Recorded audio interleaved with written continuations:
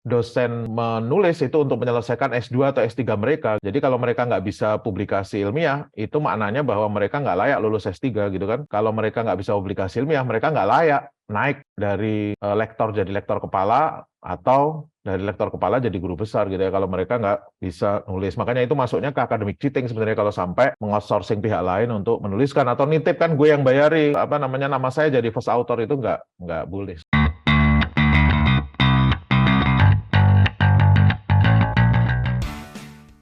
Assalamualaikum warahmatullahi wabarakatuh. Masih di riset metodologi yang papernya sering ditolak sana-sini, mungkin kita belajar bareng sebenarnya apa kesalahpahaman terhadap penelitian atau terhadap cara kita menulis paper penelitian sehingga kok sering ditolak di berbagai jurnal terindeks. Miskonsepsi itu kesalahan konsep, ya mungkin diajarkan oleh bapak ibu kita dulu, ternyata salah. Nah itu yang kita coba bedah, kira-kira apa saja, dan itu yang membuat kemudian penelitian kita ditolaki sana-sini gitu ya. Nama saya Romi, bapak ibu sekalian, adik-adik sekalian, ini yang sering ikut kelas saya, mungkin sudah nggak asing dengan profil saya.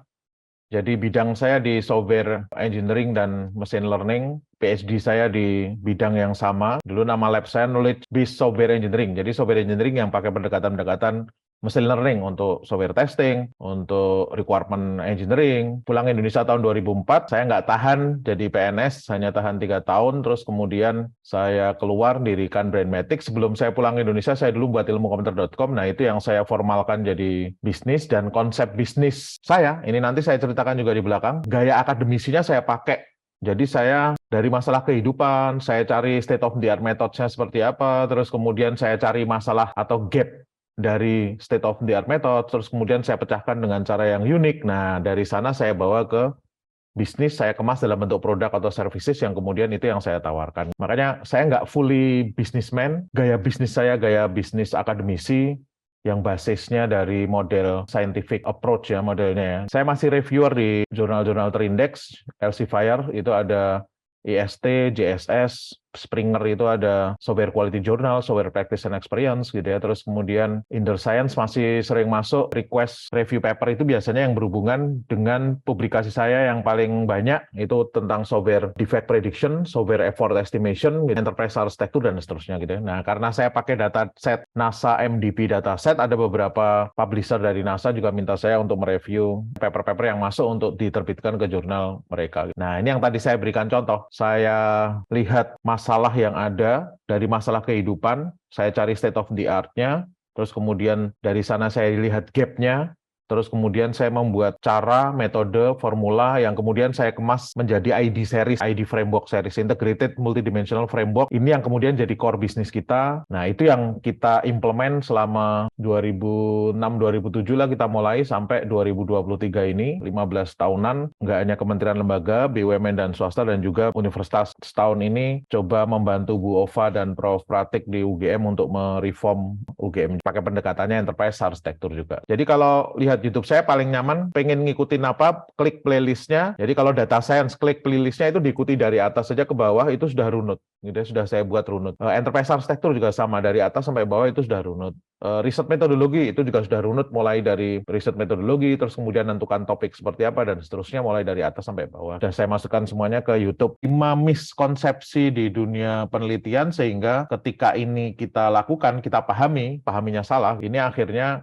kita kok ditolak terus gitu ya. Saya sampai terkaget-kaget ketika lihat lini masa saya di Facebook atau di Instagram, banyak banget cara cepat publikasi ya, banyak banget perusahaan-perusahaan yang nawarkan kita untuk, serahkan ke kami aja nanti publikasi. Itu sebenarnya agak salah caranya ya. Itu harus kita lakukan sendiri, nggak bisa kita outsourcing ke orang. Nulis itu harus kita lakukan sendiri, nggak boleh kita minta orang lain, kita bayar orang lain untuk nuliskan untuk kita gitu ya, atau memikirkan publikasi kita. Itu academic cheating namanya. Meskipun dari sisi bisnis, ya pasarnya ada banyak dosen yang nggak bisa nulis, tapi bukan berarti bahwa saya membuat services untuk kemudian menuliskan mereka paper, terus kemudian saya jual services itu, enggak. Karena dosen menulis itu untuk menyelesaikan S2 atau S3 mereka. Jadi kalau mereka nggak bisa publikasi ilmiah, itu maknanya bahwa mereka nggak layak lulus S3 gitu kan. Kalau mereka nggak bisa publikasi ilmiah, mereka nggak layak naik dari lektor jadi lektor kepala atau dari lektor kepala jadi guru besar gitu ya kalau mereka nggak bisa nulis. Makanya itu masuknya ke academic cheating sebenarnya kalau sampai mengoutsourcing pihak lain untuk menuliskan atau nitip kan gue yang bayari nama saya jadi first author itu nggak boleh sebenarnya. Kita bahas supaya Bapak Ibu sekalian baik dosen atau mahasiswa yang sedang ngambil S2 atau S3 dan ada syarat publikasi ilmiah dan juga Bapak Ibu sekalian dosen yang ingin ngurus cum kreditnya nggak kesulitan lagi dan nggak melakukan academic cheating, nggak melakukan kejahilian akademik dengan meminta orang lain untuk menuliskan untuk kita gitu ya. 5 miskonsepsi itu kita bahas pelan-pelan, nanti setelah ini kita lihatnya. Yang pertama, tujuan utama penelitian itu adalah kontribusi ke masyarakat atau kontribusi ke organisasi, kontribusi ke perusahaan. Ini sering saya dengar ucapan ini dosen yang lagi bimbing mahasiswa, baik S1 atau S2 yang diungkapkan. Yang paling sering saya lihat S2 ya, banyak S2 di Jakarta, bahkan memaksa mahasiswanya untuk, ya kamu harus kontribusi ke perusahaanmu, kerjakan sesuatu yang kira-kira ada kontribusi ke perusahaan. Ini sebenarnya miskonsepsi dalam dunia penelitian. Nggak ada satupun dalam parameter dan indikator review jurnal terindeks itu yang memasukkan kontribusi ke perusahaan gitu ya, nggak ada, atau kontribusi ke organisasi atau harus kontribusi ke masyarakat itu dalam bentuk produk, nggak ada kayak gitu ya lah. Terus sebenarnya apa tujuan utama penelitian itu kalau nggak ada kontribusi ke organisasi kita? Saya guru misalkan gitu ya, saya ngambil S2, saya guru komputer, saya harus kontribusi ke sekolah saya, nggak kayak gitu caranya. Kita pahami lagi konsep dasar penelitian gitu ya. Penelitian itu dilakukan karena ada masalah penelitian. Nah, ini dipahami. Penelitian itu kita lakukan karena ada masalah penelitian. Tapi masalah penelitian itu bukan masalah kehidupan. Itu bukan. Masalah penelitian itu dilatar belakangi masalah kehidupan. Kita melakukan penelitian itu karena ada masalah penelitian. Masalah penelitian itu bukan masalah kehidupan, bukan. Tapi masalah penelitian itu dilatar belakangi oleh masalah kehidupan. Nah, lihat nih. Makanya masalah kehidupan itu apa? Jakarta macet, masalah kehidupan. Kita mau bisnis jualan barang, orang membeli barang saya itu karena faktor apa sih? Nah, ada konsep di dunia marketing yang namanya bauran pemasaran. Itu untuk memahami orang itu beli produk saya karena faktor apa mereka, apa yang memotivasi mereka. Nah, itu Bapak Ibu sekalian sebenarnya. Produk saya kok nggak laku, Jakarta macet, itu masalah kehidupan. Nih, makanya lihat nih Bapak Ibu sekalian. Contoh ya, pebisnis makanan itu khususnya yang basisnya cultural sama emosional, contoh nih Bapak Ibu. Jadi saya menjual produk yang orang itu datang nggak hanya karena fisiologis, secara fisik dia lapar, enggak, gitu misalkan makanannya. Contoh, dan kenapa kok warung kopi sebelah saya itu jual americano juga, harganya cuma 15.000 atau bahkan 10.000 gitu. Americano di Starbucks itu dijual 40.000, tapi kenapa orang malah membelinya ke sana gitu ya? Orang itu motivasi untuk membeli itu sudah diteliti orang lewat bauran pemasaran, dan itu ada 4P misalkan salah satunya ya, bahwa salah satu yang membuat orang membeli itu karena price-nya kalau murah orang membeli, tapi ini ada yang 10.000 atau 12.000 dengan barang yang sama mirip gitu ya, tapi orang memilih yang 40.000. Nah, ini contoh masalah kehidupan, lihat ya, ini masalah kehidupan. Pebisnis makanan berbasis cultural sama emosional seperti kopi, wine, nggak efektif dan efisien ketika membuat strategi pemasaran gitu ya, karena apa ya tadi saya pakai 4P yang price adalah salah satu faktor atau indikatornya, ternyata saya jual murah juga orang nggak datang. Nah, ini masalah kehidupan. Terus kemudian saya cari cara loh, karena yang saya urusi ini bidangnya adalah pemasaran atau marketing. Ini saya berikan contoh yang bidang yang bukan komputer ya, bukan bidang saya, supaya Bapak sekalian paham bahwa sebenarnya riset itu generik. Riset itu riset metodologi itu generik, bisa dipakai di semua tempat gitu ya, bisa dipakai di bidang apapun gitu ya. Nah, kita kemudian studi literatur dan studi empiris, bagaimana cara, metode, mekanisme penyelesaian masalah itu di bidang kita. Nah, ini yang disebut dengan state of the art methods. Makanya kalau ditanya, state of the art methods untuk bauran pemasaran itu apa? Loh, Jerome McCarthy buat 4P, Boom Bittner buat 7P, Goldsmith buat 8P. Nah, ini Bapak-Ibu sekalian kita preteli satu persatu. Ini gaya peneliti itu kayak gitu nanti Bapak-Ibu sekalian. Saya ketemu state of the art, gitu ya. Saya preteli satu persatu, saya cari kelemahan dan kelebihannya. Ini disebut 4P, 7P, 8P itu state of the art methods. Metode-metode terkini yang ada di dunia bauran pemasaran gitu ya. Nah, lihat latar belakangnya masalah kehidupan. Saya cari orang-orang di bidang saya. Bidang yang lain bisa menyelesaikan masalah ini juga gitu ya. Orang komputer mungkin bisa dengan caranya dia, tapi ini kita contohnya pemasaran ya. Nah, ini namanya state of the art methods. Nah, Dari state of the art method itu saya cari riset gap. Loh, lihat nih, saya cari riset gap. Jadi riset gap itu 4P itu punya kelebihan apa, punya kelemahan apa. Loh, kelemahan ini yang saya kejar. Kelemahan ini kita kejar. Nah, kita sudah menentukan nih, saya pengen pakai 4P aja. Karena 4P yang relatif paling solid, khususnya untuk yang jualan makanan dan minuman kayak gini, 7P terlalu banyak, ininya banyak yang saya bisa gabung, kayaknya 4P. Loh, lihat ya. 4P itu punya kelebihan, tapi juga perlu punya kelemahan F. Ketika saya memutuskan saya pakai 4P, tapi nih ya, 7P, 8P nggak cocok untuk yang ini. Dari berbagai literatur, dia lebih pas 4P. Gitu ya. Tapi 4P tidak efektif dan efisien ketika digunakan pada produk-produk. Loh, lihat nih Bapak sekalian ya. Dia itu masih nggak efisien. Meskipun dia lebih baik bila dibandingkan dengan yang lain, tapi dia nggak efisien gitu ya untuk ngurusi yang kayak gini ini. Nah, ini namanya riset gap. Riset gap ini nanti sebenarnya di paper-paper itu saya temukan banyak riset gap yang dia kejar, tapi riset gap ini yang saya tarik, saya jadikan masalah penelitian saya, dan kemudian, nih ya, jadi riset gap saya jadikan masalah penelitian, dan masalah penelitian itu bukan, lihat nih Bapak sekalian, meskipun bentuknya kayak gini ya, pebisnis makanan berbasis strategi pemasaran menggunakan masalah penelitian itu benar-benar masalah, gitu ya, benar-benar masalah. Bukan apa saja jenis bauran pemasaran, oh bukan, itu bukan masalah penelitian, gitu ya. Bagaimana mengkomparasi metode bauran pemasaran, bukan. Metode bauran pemasaran apa yang sebaiknya digunakan, bukan. Yang namanya masalah penelitian itu biasanya dipuji dulu, 4P itu sebenarnya sudah bagus bila dibandingkan dengan yang lain. Akan tetapi punya kelemahan di itu riset gap, masalah penelitian itu yang coba saya pecahkan. Oh, gitu. Jadi masalah penelitian itu bukan ini, bukan kayak gini, bukan. Ini bukan masalah penelitian. Ini pertanyaan kita sebagai peneliti ketika kita melakukan penelitian, tapi bukan pertanyaan penelitian gitu ya. Ini saya harus belajar dulu. Belajarnya dari mana?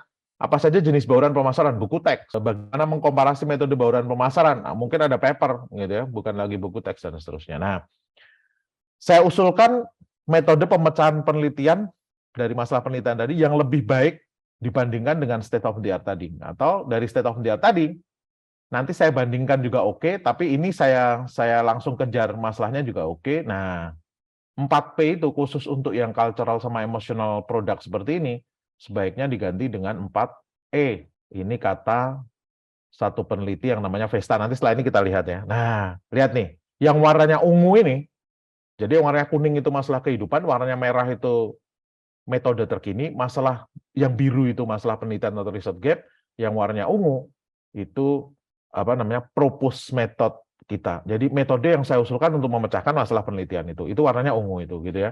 Metode yang saya usulkan untuk memecahkan masalah itu bukan murni metode saya, bisa saya tambahkan sedikit dari metode yang ada, bisa tahapan saya tambahin sedikit di tengah, formula bisa saya tambahkan konstanta yang saya ambil dari formula yang lain, itu yang disebut dengan contribution to knowledge. Makanya kalau ditanya, sebenarnya penelitian itu ngejarnya apa? Research is, kata Dawson, considered activity, aktivitas yang langkahnya itu sistematis, penuh pertimbangan gitu ya, which aims to make an original contribution to knowledge, yang dikejar itu kontribusi ke pengetahuan gitu ya. Makanya kalau ditanya oleh dosen pengujinya atau pembimbingnya, Mas ini kontribusimu ada di mana kira-kira gitu ya. Saya melakukan penelitian penerapan neural network yang saya perbaiki Pak untuk prediksi penyakit kanker payudara misalkan gitu ya. Nah, kontribusimu di mana? Oh, saya menyelamatkan banyak perempuan dari penyakit kanker payudara. Bukan itu, bukan itu gitu. Penyakit kanker payudara itu sebenarnya bagi para peneliti komputer itu just a case, just a data setnya yang kita ambil. Saya bisa pakai yang lain. Nah, terus kontribusi kita itu dinilai dari mana? Saya nguprek-nguprek memecahkan masalah di neural network-nya tadi. Neural network itu kalau kita mau jalankan, itu ternyata ada milih arsitekturnya dulu. Arsitekturnya itu milihnya selama ini trial and error. Nah, saya memakai algoritma genetika untuk memilih secara otomatis. Nah, itu namanya kontribusi ke pengetahuan. Nah, saya coba usulkan, tapi kok nggak membaik? Nggak membaik. Apakah penelitian saya gagal? Enggak. Penelitian saya yang mengusulkan sesuatu dan kemudian nggak lebih baik daripada orang lain, itu namanya negative result. Itu bisa saya publish ke jurnal juga. Saya ada beberapa paper saya yang apa namanya negative result ya. Cuman kalau Bapak Ibu sekalian pengen maju sidang, sidang itu defense. Viva itu defense, mendefensekan hukum kontribusi ke pengetahuan kita gitu ya. Makanya kalau belum ketemu gimana Pak? Apakah saya maju ya? Nggak diluluskan pasti gitu ya. Kalau belum ketemu kontribusi ke pengetahuan, re sama cert, nyari lagi. Makanya disebut riset itu re sama cert, nyari lagi sampai dapat kontribusi ke pengetahuan. Kontribusi ke pengetahuan itu kita kalau bagi para peneliti publish dalam bentuk paper ke jurnal terindeks gitu ya Pak Wiswan. Ini konsepnya. Makanya kalau lihat film Genius-nya Einstein di HBO atau di Netflix kemarin ya, Einstein tuh sampai malam bermimpi-mimpi, oh saya tambahkan sesuatu kayaknya lebih baik gitu ya. Besoknya dia coba, dia hitung, oh iya ternyata lebih baik. Nah seperti itu, sampai terbawa mimpi, atau Einstein-nya lagi naik lift gitu ya, ketika dia naik, dia kok kayak terhentak naik ke atas dan seterusnya gitu ya. Nah ini konsep alur penelitian yang dikejar itu bukan contribution to people, bukan kontribusi ke organisasi, bukan kontribusi ke perusahaan kita, bukan, tapi contribution to knowledge di bidang kita gitu ya. Jadi kalau bidang saya manajemen, khususnya saya ngambil topik tentang bauran pemasaran, ya itu yang kita dituntut untuk itu gitu ya. Nah, jadi sekali lagi, contribution to knowledge itu bentuknya kayak gimana? Oh, kita bisa menemukan sebuah teori, oke. Merevisi teori, hukum, fakta, metode, formula, gitu ya. Tahapan saya sisipkan di tengahnya, gitu ya. Itu boleh, gitu ya. Ada formula lain yang dipakai di dunia psikologi, ternyata saya bisa pakai untuk memperbaiki algoritma decision tree misalkan di dunia komputer bisa gitu ya. Nggak pernah selama ini dipakai. Nah, itu namanya yang warnanya biru ini pengaplikasian gitu ya. Nah, gambaran lebih gampangnya dibuat oleh dosen di bukunya, bidang kita itu tadinya kecil di tengah seperti ini, tapi ditarik orang karena mereka membuat kontribusi ke pengetahuan. Nah, makanya Bapak Ibu kenapa ramenya contribution to knowledge, kontribusi ke pengetahuan, karena memang kita itu membuat bidang yang tadinya kecil itu jadi membesar.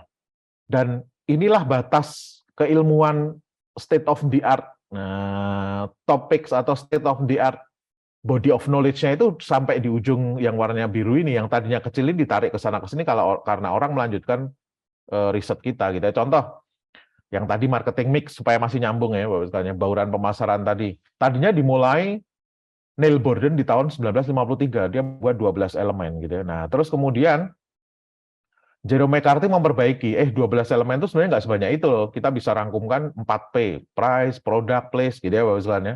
Nih. Apakah selesai? Oh, bukan. Setelah Jerome McCarthy ini narik ke kanan, itu ada lagi Booms and Bittner, dia narik ke atas sana, dia membuat 7P. Apakah selesai? Belum. Ada lagi 8P Goldsmith. Nah, si orang yang tadi itu, yang kasus yang sebelumnya saya ceritakan di depan, yang masalah kopi sama wine itu, dia narik dari pekerjaan 4P-nya Jerome McCarthy, dia pengen perbaiki, nah jadilah dia buat 4E. Vesta yang bikin, dia terbitkan di jurnal, paper dia terbitkan di jurnal. Ini Bapak Ibu tolong dipahami ya, ini saya banyak mahasiswa yang nulis, banyak mahasiswa yang ngomong, lagi ngapain, Le? Saya ngomong gitu. Lagi nulis jurnal, Pak. Itu salah ya, Pak. Saya lagi nulis paper atau artikel yang saya nanti akan submit atau terbitkan di jurnal. Sebenarnya gitu ya, bukan membuat jurnal kita gitu ya, bukan membuat jurnal, membuat paper yang akan saya terbitkan di jurnal. Jurnal itu nama majalahnya lah, Pak Wisman, gitu ya. Nih, jadi ini yang disebut contribution to knowledge. Nah, cara si Vesta nulis papernya, loh kayak gini. Dia ceritain, state of the art methods di dalam bauran pemasaran itu sudah banyak loh. Ini ada di papernya dia, gitu ya. Jadi papernya dia itu nulis, bauran pemasaran itu sudah sampai kayak gini state of the art-nya. Ini yang harus kita kejar duluan. Nah, terus dia mulai bercerita di bagian pendahuluan. Ada masalah ketika kita berbisnis atau kita punya produk yang sifatnya orang membeli itu bukan hanya karena faktor fisik, fisiologis. Misalkan saya datang ke kedai kopi itu karena saya haus. Oh enggak, gitu ya. Saya datang ke kedai kopi itu karena saya pengen meeting. Nah, gitu ya Pak Iwan ya. Saya pengen motret untuk Instagram saya, bisa ya. Itu emosional maksudnya. Nah, si Vesta ngomong, ternyata price itu nggak bisa jadi faktor penentu di produk-produk yang sifatnya emosional sama cultural kayak tadi, karena orang nggak peduli dengan price. Harganya semakin mahal pun dia tetap semakin beli, gitu ya. Nih, ini jadi riset gap.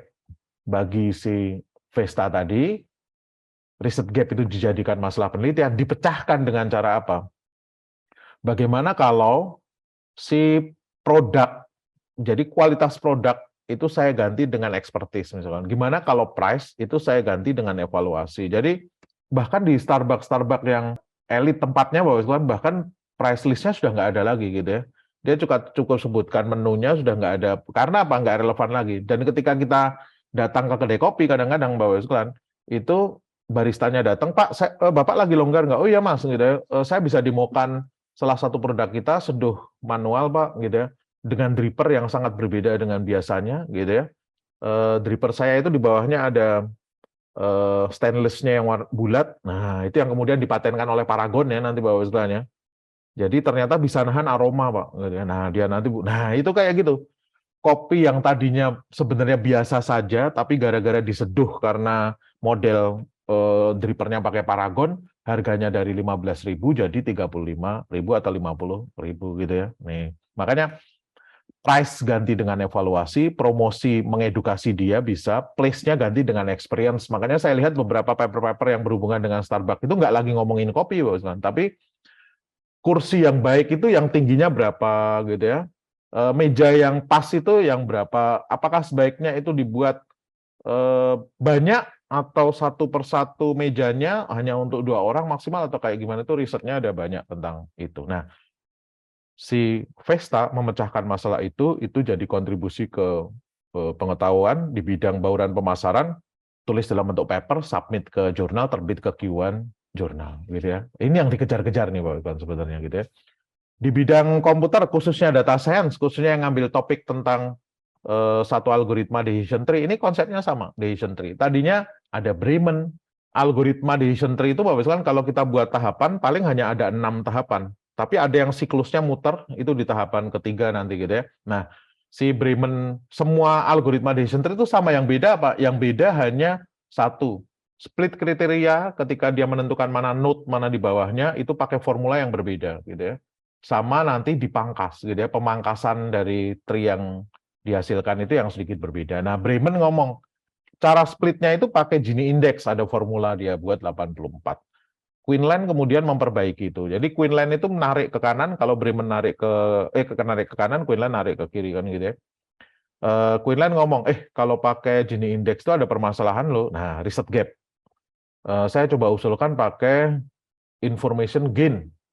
Yang ini saya ambilkan dari teori atau formula di statistik. Nah, bla bla bla gitu ya, diambil seperti itu. Nah, apakah selesai belum? Queensland 7 tahun kemudian dia merasa bahwa ternyata kalau ketemu dengan tipe data yang campur antara numerik sama nominal itu agak sulit nih saya pakai information gain. Tapi kalau saya buat rasio dia lebih mudah. Nah, Queensland kemudian buat information gain ratio. Kalau yang ini disebut ID3, yang ini disebut C4.5 gitu ya. Nah, apakah selesai belum? University of Granada, satu orang mahasiswa S3 dulu namanya Abelan. Dia memperbaiki ID3-nya Queensland. Information gain saya perbaiki pakai imprecise probability. Makanya dia sebut Cradle decision tree, dia splitnya pakai imprecise information gain gitu ya. Abelan kemudian selesai PhD, jadi dosen, jadi profesor, dia punya murid namanya Mantas. Universitas yang sama gitu ya. Dia Mantas tidak memperbaiki dari sini lagi karena sudah diperbaiki gurunya gitu ya.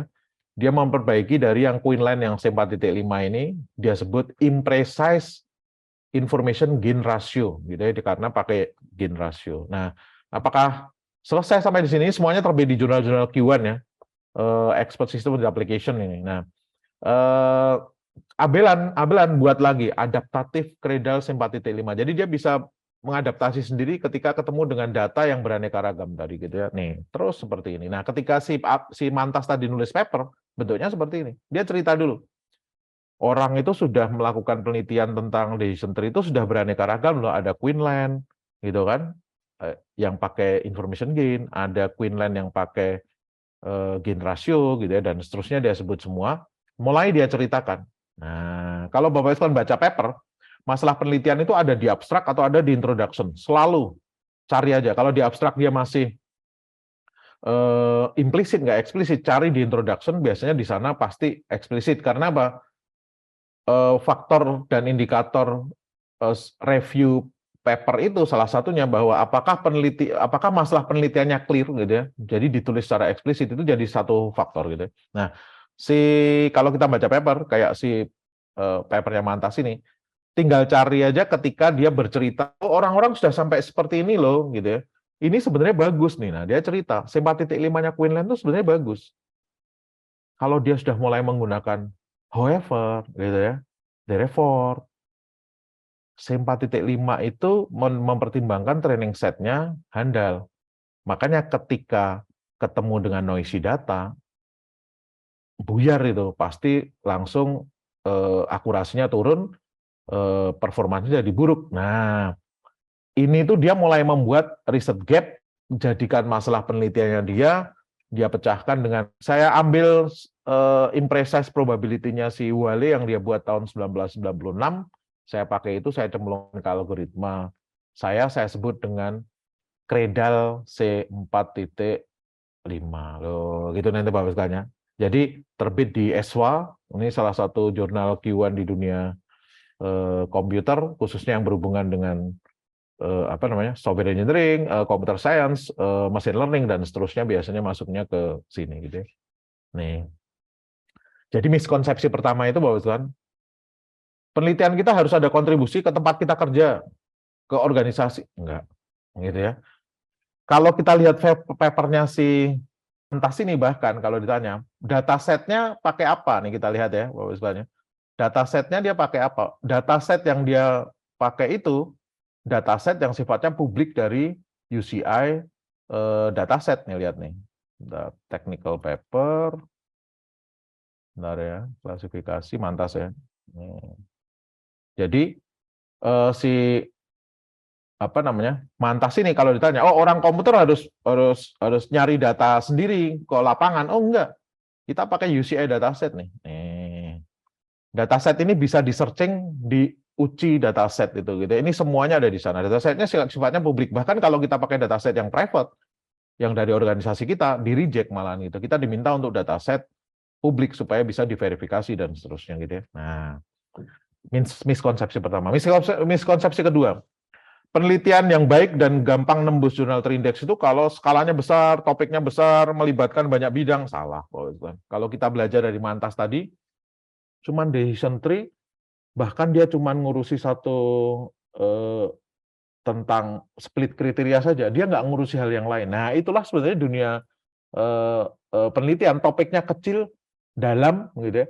Apa yang dilakukan oleh Mantas itu menyakitkan bagi si Queensland, apa yang dilakukan Queensland menyakitkan bagi Bremen tadi sebelumnya, dan bahkan apa yang dilakukan oleh Mantas tadi itu menyakitkan bagi gurunya sendiri, si Abelan tadi gitu. Sampai Abelan kemudian tetap nulis paper gitu ya, supaya karena pergeseran setelah Mantas nulis paper tentang itu, kok semua sitasi beralih ke Mantas, bukan lagi ke saya gitu ya. Nanti seperti itu.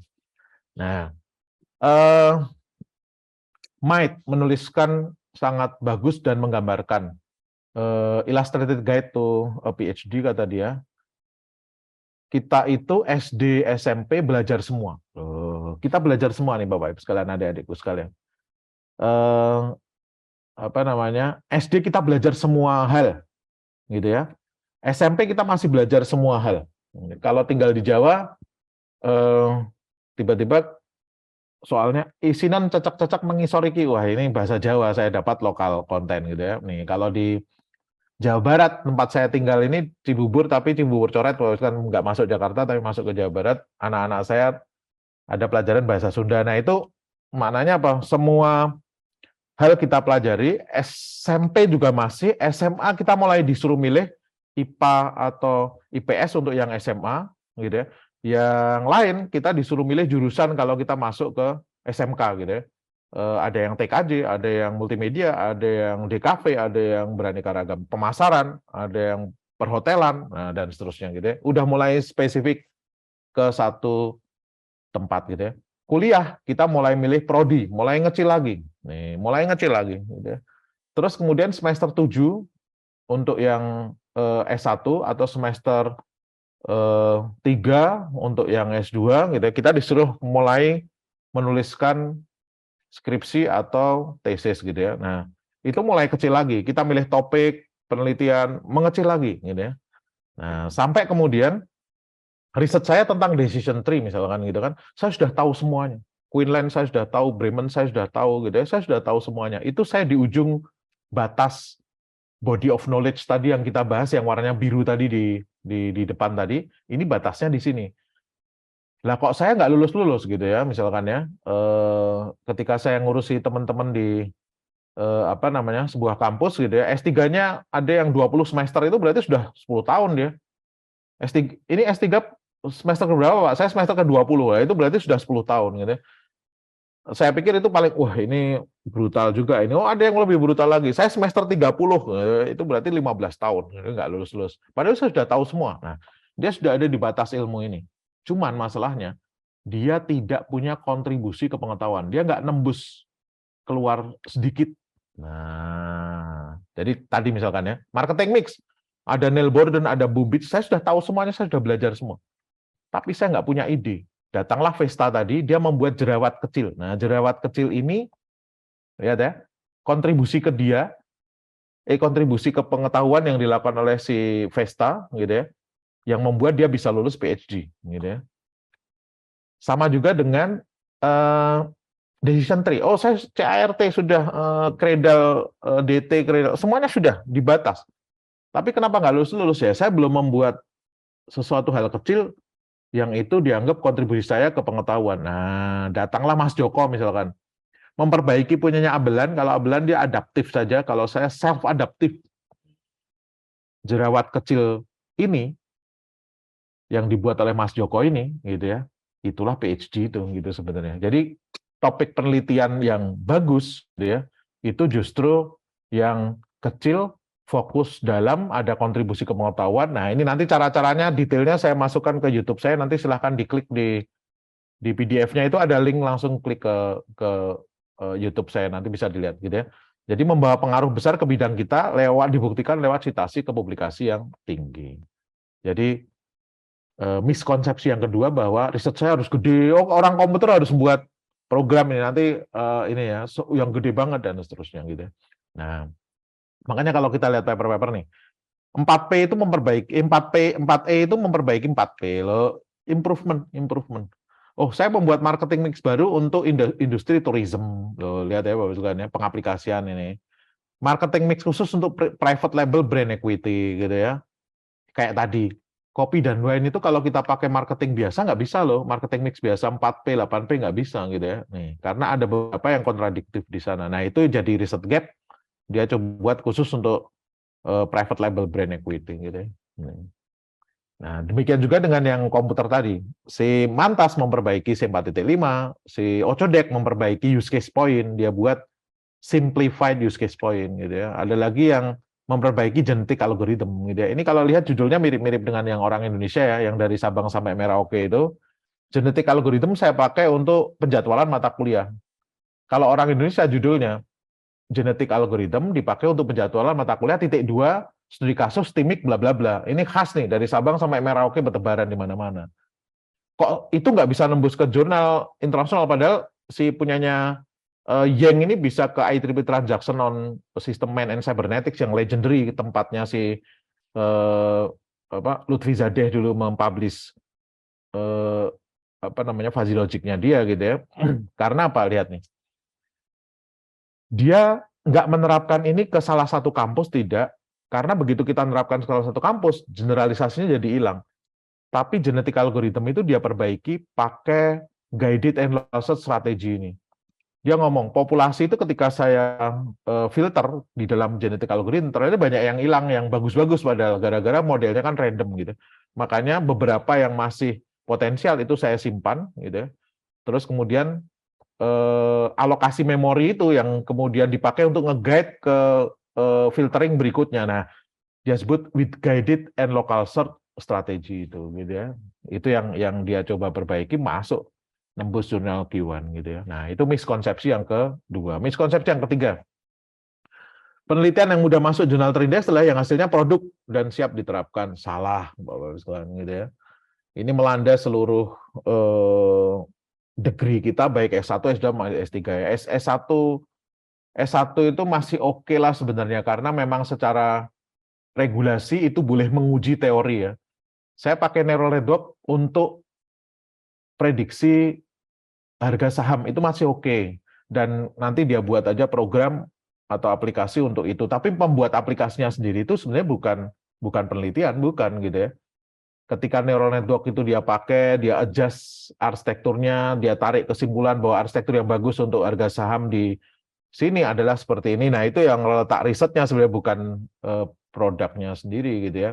Kalau di Indonesia kan Bapak Ibu kan sampai jadi mitos ya, bahwa orang komputer dengan software yang dibuat atau aplikasi yang dia buat itu ya bagaikan garam tanpa asinnya gitu ya. Kalau nggak ada itu, orang nggak disebut sarjana komputer. Padahal riset itu nggak hanya tentang membuat aplikasi, bahkan membuat aplikasi itu bukan sebuah riset sebenarnya gitu kan. Ini beberapa hal yang agak sulit. Makanya Bapak Ibu kan di jurnal-jurnal terindeks nggak akan nemu screenshot kayak orang-orang Indonesia nulis itu screenshot, terus struktur table, nggak ada, karena nggak peduli dengan itu, bukan itu yang dikejar gitu ya.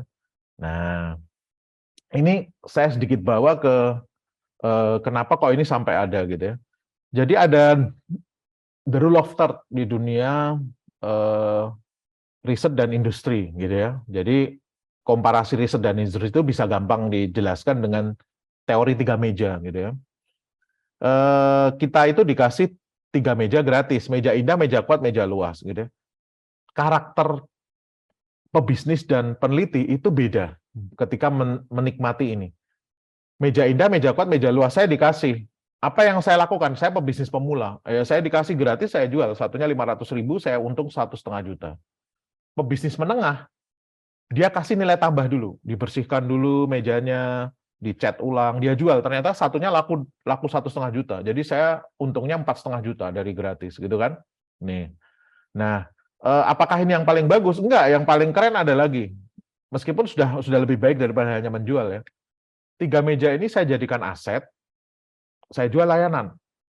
Saya bikin layanan bimbel aja, satu meja bisa berisi 10 orang, jadi bisa 30 orang, satu orang saya minta, satu siswa saya minta bayar 1 juta per bulan, jadi saya total dapat 30 juta per bulan, untuk biaya instruktur, infrastruktur, itu ternyata habis 10 juta per bulan, jadi saya untung 20 juta per bulan. Nah, ini pebisnis yang level agak atas lagi nanti gitu ya. Nih, jadi model bisnis itu bisa beraneka ragam seperti ini, dari yang dasar, menengah, sampai dia mahir gitu ya, dan seterusnya gitu ya. Nah, ini gaya para pebisnis, gaya entrepreneur ketika melihat peluang. Tapi kalau peneliti enggak, dikasih 3 meja nih, meja indah, meja kuat, meja luas, state of the art, tak preteli gitu kan. Makanya bagi para pebisnis, peneliti itu nyebelin, menyebalkan. Karena apa? Loh, lalu dikasih 3 gratis, malah mau preteli kan gitu, malah dipreteli komponennya. Karena apa?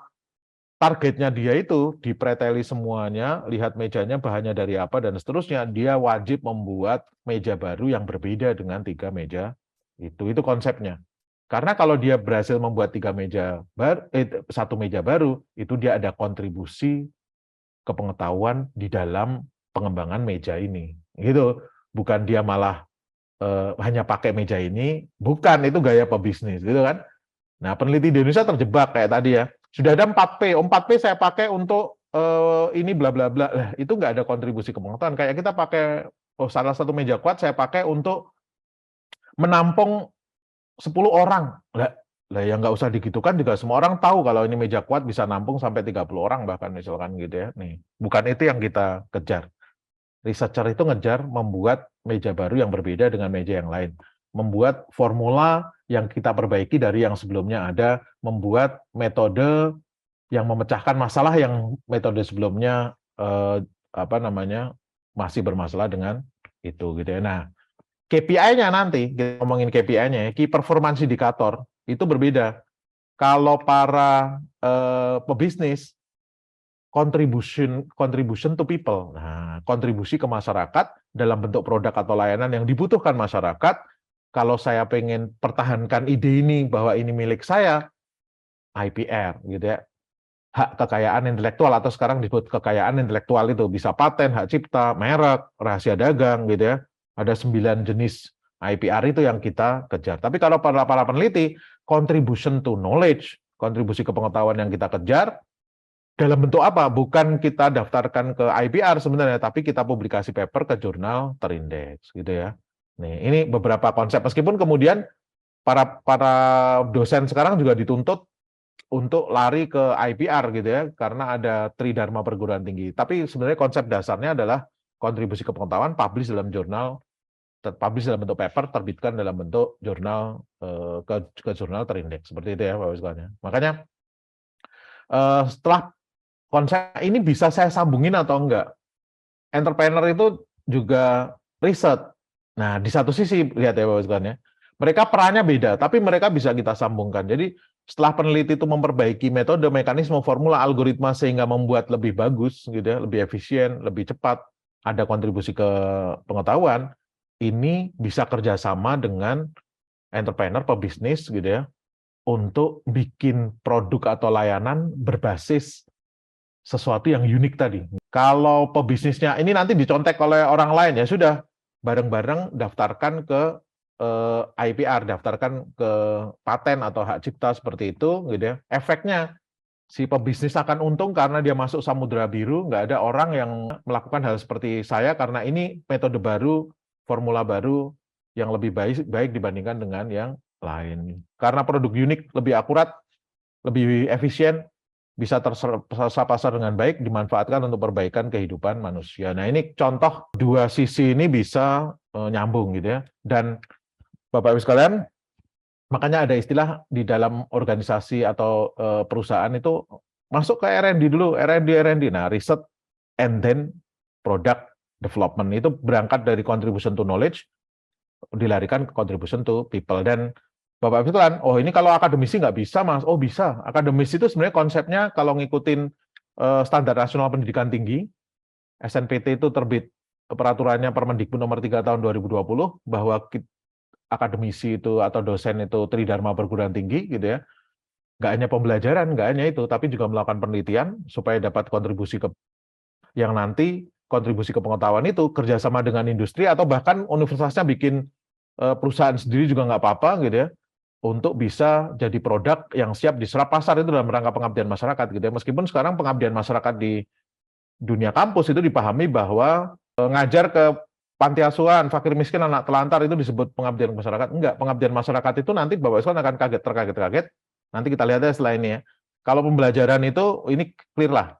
Ini di Indonesia mengadopsi taksonomi Bloom ya, bahwa kita nggak hanya didik kognitif, psikomotorik, tapi juga afektif gitu ya. Ini ada di SNPT ini, Standar Nasional Pendidikan Tinggi ini. Penelitian, harus ada kontribusi ke pengetahuan dan itu nanti dibuat leveling di KKNI kalau di regulasi di Indonesia. KKNI 6 itu menerapkan konsep teoritis masih oke gitu ya. Jadi level S1 itu menguji teori gitu ya. Kalau orang komputer ya kayak tadi, saya buat aplikasi menerapkan neural network di dalamnya untuk, tapi yang nggak boleh itu, saya membuat aplikasi yang nggak ada apapun di sana, nggak menguji apapun gitu ya. Itu yang nggak boleh gitu ya. Level S2 itu mengembangkan, mulai disebut kontribusi ke pengetahuannya disebut gitu ya. S3 itu invention gitu ya. Ini kalau riset batasannya sudah clear gitu ya. Dan di state juga menuliskan hasil penelitian kontribusi ke pengetahuan dalam bentuk artikel paper ilmiah dan mempublikasikan ke jurnal ilmiah atau proceeding konferensi ditulisnya. Nah, pengabdian masyarakat ini dipahami salah selama ini gitu ya Bapak sekalian. Pengabdian masyarakat itu sebenarnya kalau kita sudah punya kontribusi ke pengetahuan tadi, kita di universitas ada business center, ya sudah kita mulai masukkan itu ke business center gitu ya. Atau nggak kuat bikin business center, tapi kerjasama dengan industri ya nggak apa-apa gitu ya. Kerjasama dengan industri di SNPT itu bahkan di state perguruan tinggi itu nggak bisa lagi mengandalkan hanya SPP dari mahasiswa, enggak. Harus ada jasa layanan profesi dan atau keahlian, kerjasama dengan kelembagaan pemerintah atau swasta, bisa hibah, bisa dari alumni, dan seterusnya lewat dana abadi. Nah, kalau dilihat yang warnanya biru, itu kampus itu dimotivasi untuk ayo kerjasama dengan bisnis atau bahkan buat bisnis gitu ya, bikin bisnis center di kampusnya masing-masing supaya kontribusi kepengetahuan itu bisa jadi produk yang keren, yang unik gitu ya.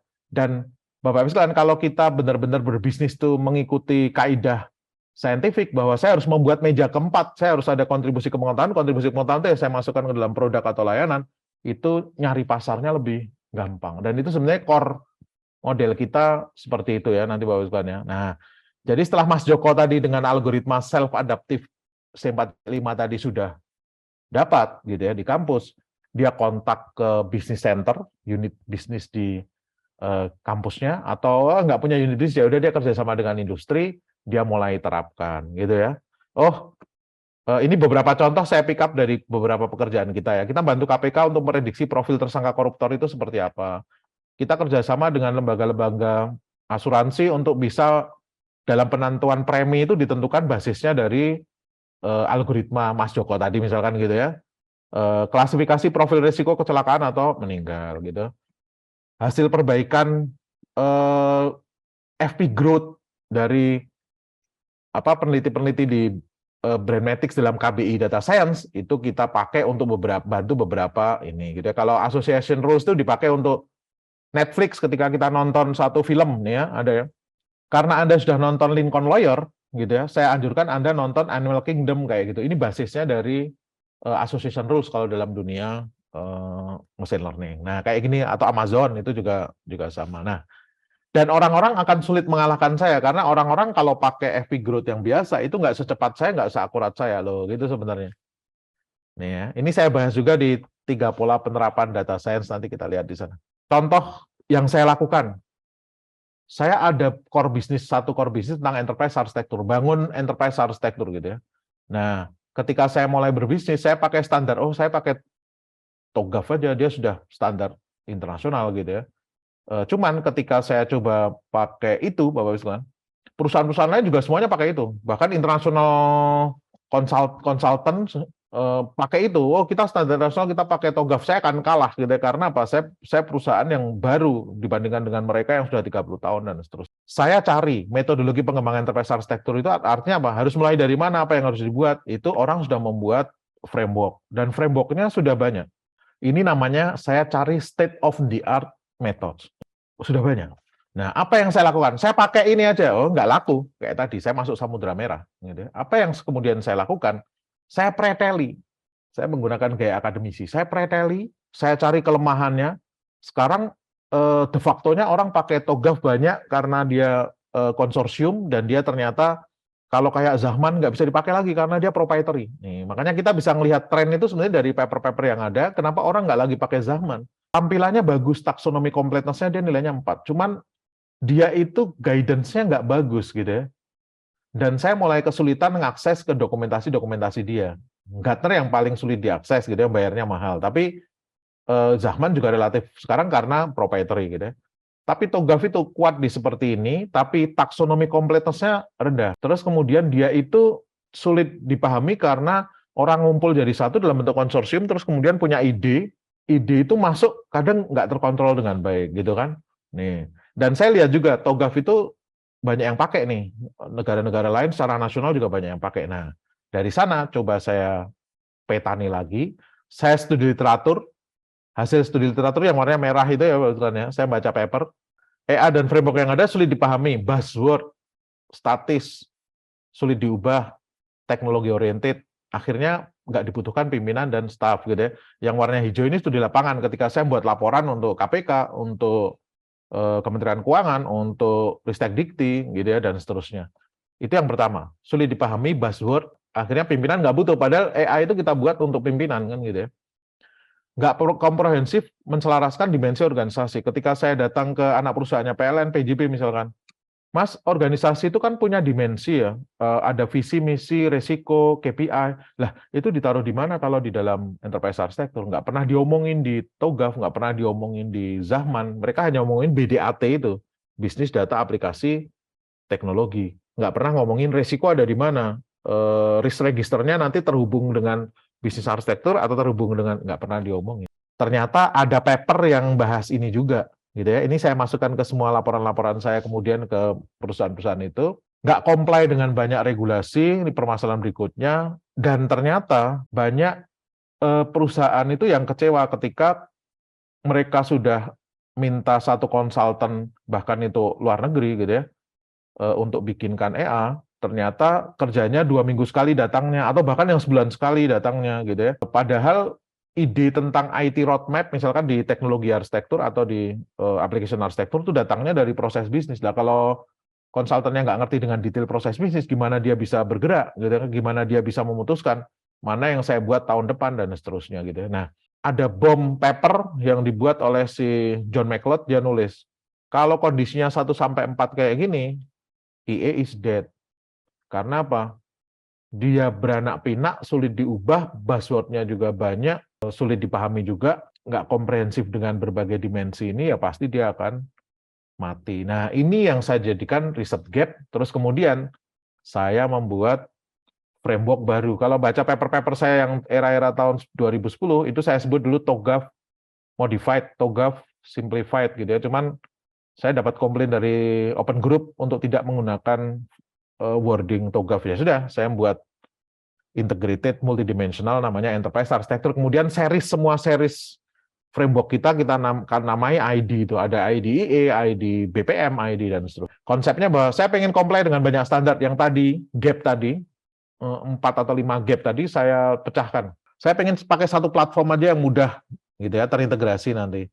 Saya pengen caranya sederhana, nggak serumit TOGAF. Saya pengen ini dikuasai seluruh unit kerja, makanya bentuknya joint development. Ketika saya ngirim tim saya ke PJB di Surabaya, itu 10 bulan tim saya ada di sana, ada sekitar 10 orang, menempati ruangan 312, jadi depan lift itu, nanti siapapun dari pegawai yang ada di sana yang kesulitan itu bisa datang kapanpun, kita diskusi, saya jelaskan, iteratif knowledge transfer namanya gitu.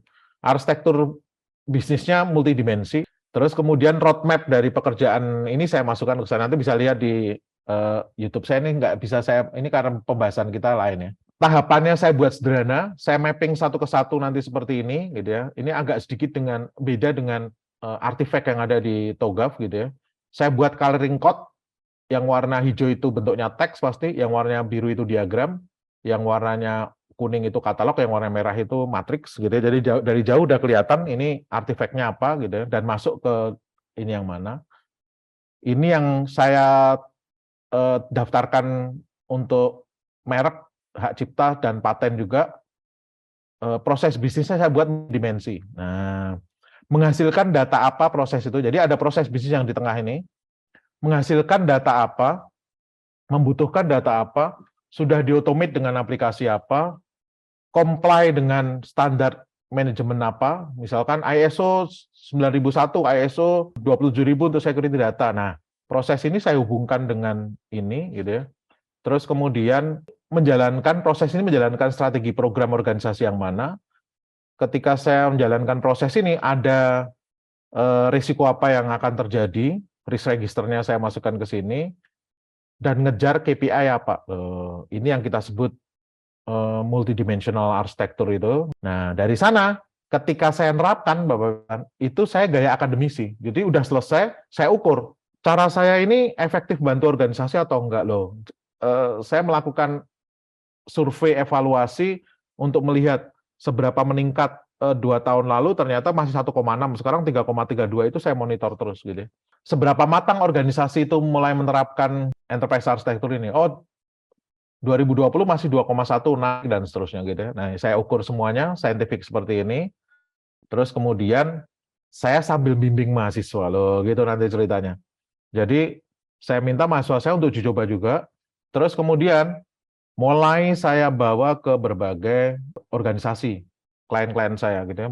Kementerian lembaga, terus BUMN, terus kemudian organisasi-organisasi, itu mulai saya coba. Sambil saya ukur terus dan saya evolusi. Oh, ini kayaknya nggak pas nih gitu ya. Makanya relatifnya industrial best practice base EE framework, terus kemudian supaya saya nggak dapat komplain lagi dari TOGAF atau dari pihak lain, saya urus IPR-nya gitu ya. Saya nggak lagi terkena masalah teknologi login gitu ya. Kita jadi kayak TOGAF ngomong bahwa open group ngomong bahwa kamu nggak bisa pakai lagi istilah TOGAF dan seterusnya, ya saya nggak pakai istilah itu gitu. Ketika saya nanti ikut lelang di Indonesia, saya mulai bisa nanti perjuangkan bahwa ini ada TKDN-nya gitu ya, ada lokal kontennya. Dan nih, ini cara para akademisi berbisnis kalau pengen gampang. Baru itu saya bawa ke bisnis gitu, Pak Wiswan. Lihat masalah kehidupan, saya cari state of the art, saya cari riset gap, saya buat pemecahan yang unik, saya tawarkan, saya bawa ke bisnis. Miskonsepsi keempat, studi literatur itu nggak penting. Gitu ya. Paper itu pokoknya baca aja, searching di Google, baca, bagus, menarik, ya sudah gitu kan. Itu yang kita pakai. Ternyata enggak. Jadi ceritanya gini, Pak Wiswan. Pertama, tahapan penelitian ini saya bahas ya di YouTube saya, nanti bisa dilihat bahwa pertama, tahap penelitian atau siklus hidup penelitian itu, pertama, pahami prinsip konsep penelitian kayak yang depan tadi, bahwa ngejar kontribusi ke pengetahuan dan seterusnya gitu ya. Tentukan bidang kita. Saya pengen prodi saya itu computer science, bidang saya software engineering. Nah, bidang itu kalau kita lihat mata kuliah yang buku teksnya sudah solid di semester 4, 5 gitu ya, itu jadi bidang-bidang besar, cabang-cabang bidang computing itu software engineering, data science, nah itu bidang-bidangnya. Saya tentukan topik, saya milih software engineering, saya milih software defect prediction, itu namanya topik, gitu kan. Terus kemudian dari sana, saya cari orang-orang itu menyelesaikan masalah apa di topik software defect prediction atau prediksi bug software tadi. Orang-orang sudah memecahkan dengan cara apa? Loh, state of the art methods saya cari, saya sampai di ujung ilmu tadi, sampai kemudian saya cari gap-nya saya pecahkan, saya mulai membuat jerawat, itulah kontribusi ke pengetahuan. Dan kok saya bisa melakukan seperti ini lancar karena apa? Bingkai dari tahapan ini, nanti saya publish ya setelah itu ya, bingkai dari tahapan ini, literatur review. Jadi literatur review itu awal, tengah, dan akhir dari penelitian kita. Saya mau memahami konsep literatur review, saya mau menentukan bidang literatur review, gitu ya. Saya menentukan topik literatur review, dan literatur ilmiah itu jenisnya ada banyak nih. Yang sebelah kiri jenis literatur ilmiah ya. Paper dari jurnal. Jadi pertama paper. Paper itu ada yang terbit di jurnal atau book chapter, ada yang terbit di conference. Level secara umum, meskipun ada yang conference proceeding kayak IEEE Transaction on Software Engineering di bidang saya itu melebihi Q3 atau Q2 ya, dia levelnya kayak Q1 jurnal gitu ya, tapi conference gitu ya. Tapi secara umum jurnal itu levelnya di atasnya conference. Makanya kalau Mbak Wesman pergi conference itu ada tulisan selected paper will be published gitu ya ke jurnal bla bla bla. Itu karena memang conference itu kayak kita belum terlalu apa-apa, kita diskusikan gitu ya, dapat masukan saya perbaiki masukin ke jurnal gitu ya. Tesis dan disertasi bisa, tapi kalau ini masuk grade literatur ya, kalau dalam dunia scientific publication, kalau tesis dan disertasi menghasilkan paper, mending dirujuk papernya aja. Laporan dari WHO, laporan dari UNESCO, laporan dari World Bank gitu ya. Dan terakhir buku teks. Yang warnanya ungu, paper dari jurnal, prioritaskan yang terindeks oleh WOS, Scopus, ceknya nanti lewat Simago JR aja. Kenapa kok kita harus memperhatikan WOS atau Scopus? WOS atau Scopus itu pengindeks jurnal, organisasi pengindeks jurnal. Ada gium di dunia scientific publication, 90% paper yang ada di dunia ini buruk dan busuk, cuma tersisa 10% aja. Predator jurnal itu bertebaran di muka bumi dan angkanya 90%. Dari 400.000 jurnal yang ada di dunia ini, itu mungkin hanya 10.000 atau 20.000 aja yang bisa dipercaya. Nah, si WOS atau sekarang dibeli Clarivate ya, dulunya ISI Index ini dulunya gitu ya, ISI dulunya, atau Scopus itu membuat ranking dari jurnal-jurnal tadi. Paper itu nanti jenisnya ada dua, yang menampung penelitian kita, hasil penelitian kita yang ada kontribusi ke pengetahuan, itu disebut research article, technical paper atau research article gitu ya. Paper hasil eksperimen kita tulis, nah itu dalam bentuk technical paper, atau kalau di Elsevier, Science Direct, Springer itu disebut research article. Paper satu lagi itu yang membahas satu topik penelitian. Jadi saya membaca banyak ratusan paper, terus kemudian saya rangkum bahwa topik penelitian saya, topik penelitian A itu kayak gini loh, definisi, state of the art, dan seterusnya itu. Nah, itu namanya survei paper, hasil review dan survei tentang topik sebuah penelitian gitu ya. Nah, ini yang tadi saya ceritakan Mbak Wiswan. Organisasi pengindeks jurnal tadi sudah saya sebut. Dulu namanya ISI, terus dibeli Thomson, makanya disebut Thomson Reuters, diganti namanya Web of Science. Terus kemudian dia membuat algoritma, loh gitu ceritanya. Jadi Thomson Reuters itu membuat algoritma untuk perankingan tadi disebut JEF atau dan juga ada yang kedua Eigenvector Score. Cuman sekarang yang terkenal jurnal impact factor. Makanya ada istilah Bapak Ibu sekalian, cari jurnal, cari paper dari jurnal yang impact factornya tinggi. Nah, itu kata-katanya dari algoritma JEF ini. Terus kemudian Scopus itu levelnya menengah, biasanya dipakai untuk para yang ngambil S2 atau S3 di luar negeri gitu ya. Standarnya biasanya Scopus Index gitu ya. Nah, Scopus itu membuat algoritma Simago Journal Rank sama Source Normalized Impact Per Factor atau SNIP gitu ya. Nah, ini yang dibuat oleh si Scopus itu gitu ya. Nah, yang terakhir Google Scholar. Google Scholar itu low level, Bapak Ibu sekalian sebenarnya. Apapun yang terlihat seperti paper itu diindeks oleh Google Scholar. Sebenarnya gitu ya. Yang lain kayak EBSCO, DPLP, ProQuest, dan seterusnya itu masuknya ke Google Scholar. Dan Google Scholar itu dulu membuat algoritma Edge Index yang sekarang nggak hanya dipakai oleh Google Scholar, tapi dipakai di berbagai tempat. Nah, ini kira-kira kalau membayangkan bahwa makanya kalau saya kadang heran, apakah kendala Anda Scopus? Kendala Anda sebagai peneliti bukan Scopus. Scopus itu organisasi pengindeks jurnal. Kendala kita adalah kita nggak melakukan penelitian dengan baik, kita nggak bisa menulis dengan baik, sehingga kita nggak bisa publikasi ke jurnal yang terindeks oleh Scopus. Ini beberapa hal yang perlu kita inikan gitu ya. Jadi sekali lagi, ada gium di dalam dunia penelitian, scientific publication, 90% paper itu busuk dan buruk. Kenapa paper saya, Pak, daftar referensinya itu ada 20, itu 15-nya saya isi buku teks. Kok di reject ya, ditolak ya. Jadi Bapak Ibu sekalian, saya sebagai reviewer itu bahkan bisa mereject paper Bapak Ibu sekalian hanya lihat dari daftar referensi. Daftar referensi 20, itu 15-nya buku teks, itu tanda. Level Bapak Ibu sekalian itu bukan meneliti, tapi memperdalam pengetahuan umum tentang bidang dan topik yang diteliti. Loh gitu. Jenis literaturnya kita pakai buku teks. Tapi kalau kita mulai memperdalam pengetahuan detail tentang topik, baca survei paper. Makanya biasanya mahasiswa saya baca buku teks dulu. Khatam, image processing, Pak. Saya khusus ngurusi image rekonstruksi. Ya sudah, bab image rekonstruksi dari beberapa buku teks, khatamkan dulu, karena pengetahuan umum tentang dan topik saya dapatkan di sana. Setelah itu, topik saya yang tentang image reconstruction ini, Pak, kira-kira tentang apa ya di dalamnya detailnya, baca survei paper, bukan technical paper dulu. Survei paper dulu dibaca. Saya pengen tahu masalah utama yang biasa diangkat para peneliti, baca survei paper dan technical paper. Tapi kalau kita sudah levelnya pengen mengetahui hasil penelitian yang berhubungan dan yang sudah pernah diteliti, state of the art methods, technical paper.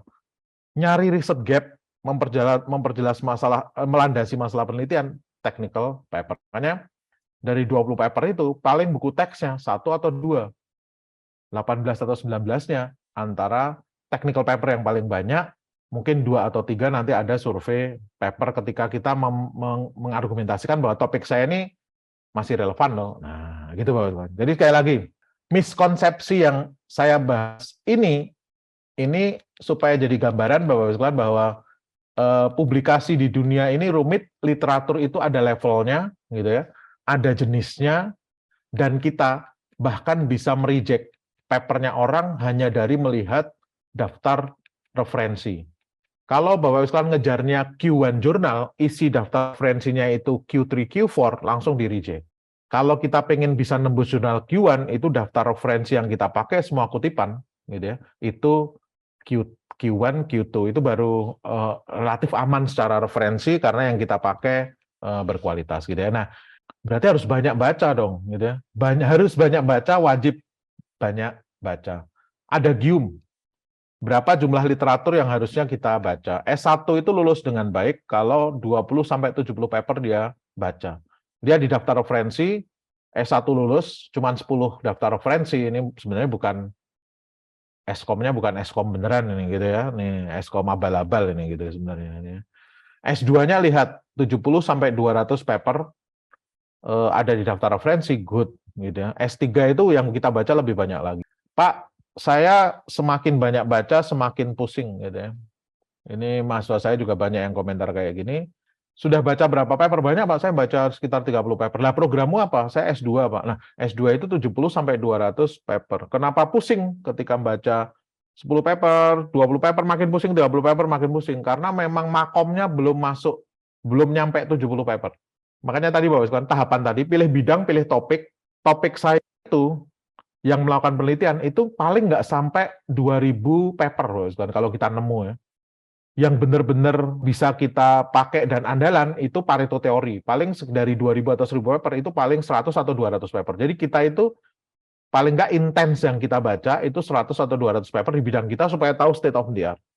Kenapa kita jadi makin lama makin pusing? Karena yang kita baca belum mencapai 70 ketika S2.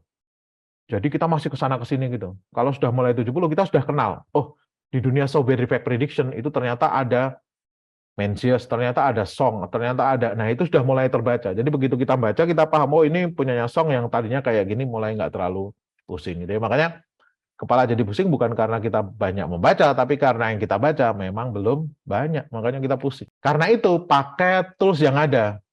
Mendeley-nya kita pakai untuk mengelola literatur ilmiah. Terus kemudian kalau saya lagi bosen baca paper, semua paper kita itu ekstrak dari Mendeley tadi, ekstrak dalam bentuk RIS, lemparkan ke FOSS-Viewer.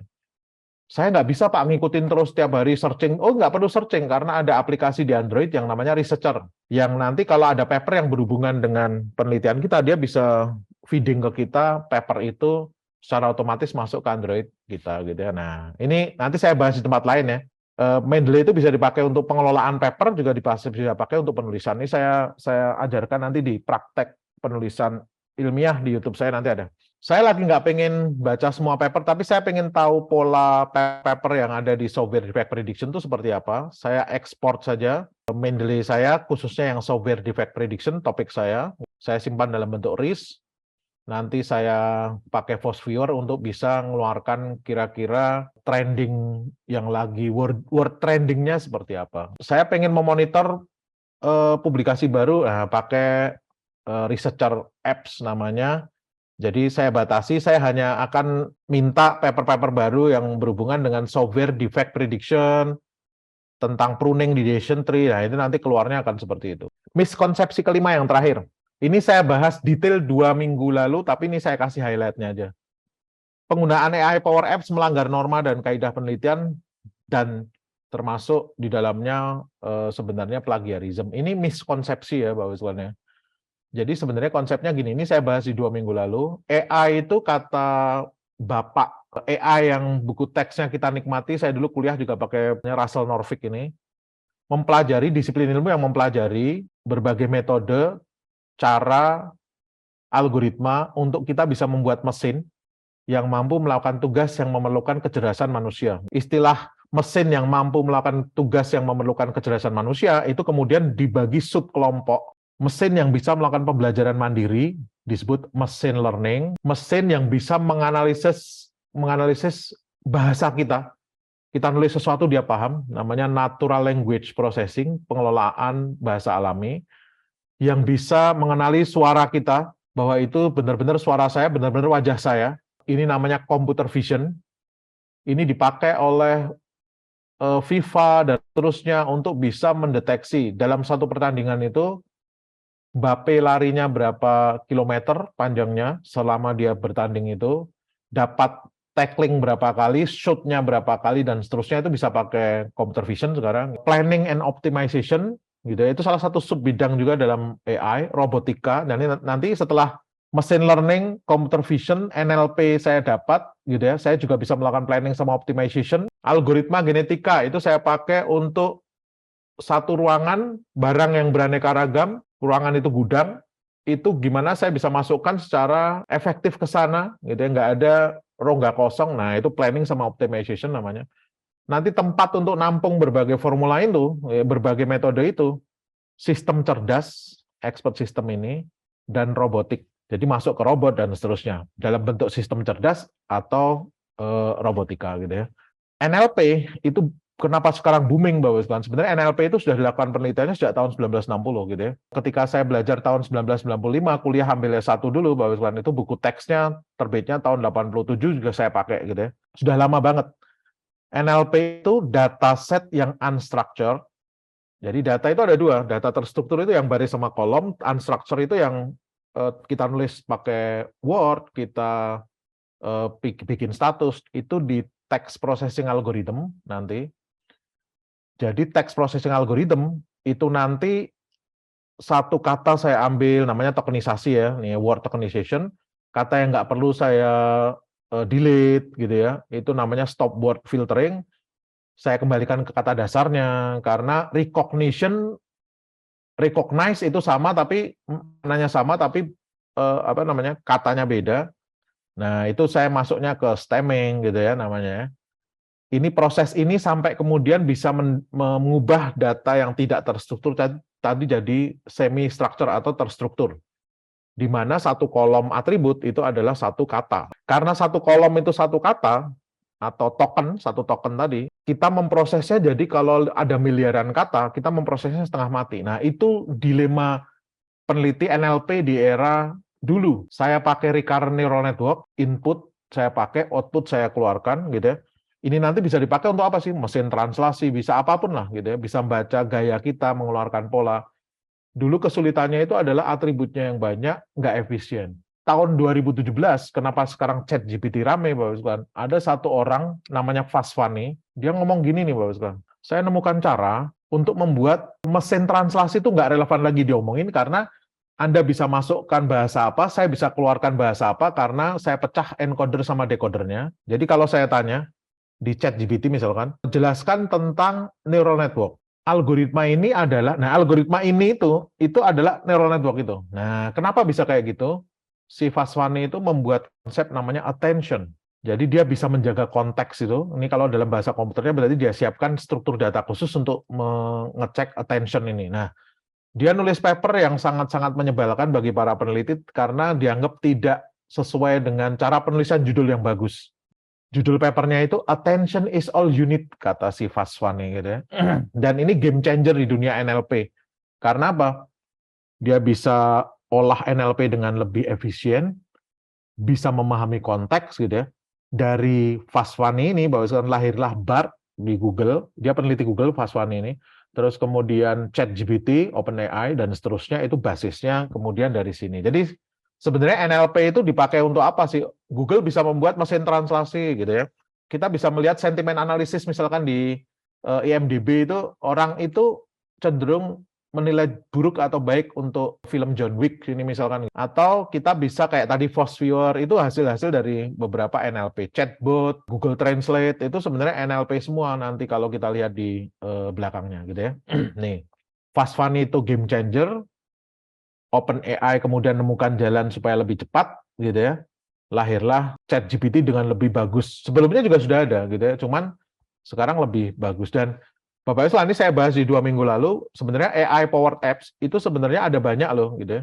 Bahkan Science Direct itu sudah mulai memasukkan literatur searching-nya pakai AI gitu kan. Meskipun dengan mungkin sederhana hanya pakai asosiasi machine learning tadi. Sederhana dia hanya pakai mengcluster aja gitu ya.